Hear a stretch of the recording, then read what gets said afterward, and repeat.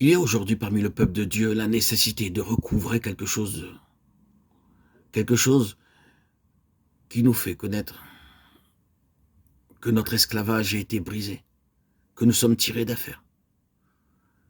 Nous ne sommes pas simplement libres et laissés pauvres, nous sommes dans l'opulence avec des richesses célestes en tant que peuple riche et libre du Seigneur. Que ce soit la loi de l'Ancien Testament ou celle du Nouveau, un très grand nombre de gens ne jouissent pas de la liberté de la vie dans l'esprit. Même le Nouveau Testament, malgré ses grandes doctrines, s'est cristallisé en un système de loi. Et les gens sont rabroués par cela. Le fondamentalisme est comme cela. Le fondamentalisme en tant que tel peut devenir simplement un autre système de loi sans vie. Ces vérités sont exactes, mais en lui-même, il tombe dans la catégorie de ce dont parlait l'apôtre Paul quand il faisait la distinction entre la lettre et l'esprit. Romains 7, 6. En effet, il disait, vous pouvez avoir la lettre, qui est parfaitement juste, parfaitement exacte, parfaitement vraie, même la vérité dans son exactitude pour devenir quelque chose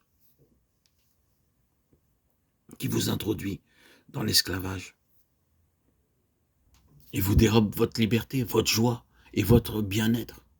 En d'autres termes, le fait que vous êtes parfaitement orthodoxe et correct dans votre doctrine n'est pas une preuve que vous êtes une personne faisant partie du peuple libre du Seigneur, jouissant de ce bien-être et de cette abondance du Seigneur. Vous pouvez aller ça et là avec ce lourd carcan d'orthodoxie autour du cou et ne pas être du tout heureux dans votre christianisme, craignant de violer quelques principes, quelques vérités. Vous pouvez être une personne très misérable tout en étant dans une absolue orthodoxie et exactitude d'enseignement et de doctrine. Non, malgré le fait que la doctrine doit être exacte et que nous devons nous trouver dans la vérité. Il y a ce facteur supplémentaire qui signifie que vous et moi, nous sommes le peuple libéré de Dieu. Nous jouissons de la liberté de l'esprit et de la vie de l'esprit. Ainsi, cette muraille représente ou parle d'un rempart contre la crainte. Toute muraille de ville signifie cela.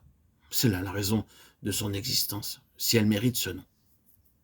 Et remarquez qu'en ces temps-là, ils avaient l'habitude de bâtir très correctement et très méticuleusement des murailles. Ce n'étaient pas des choses construites en matériaux de moindre qualité qui basculeraient, quoi qu'en pût dire Tobia.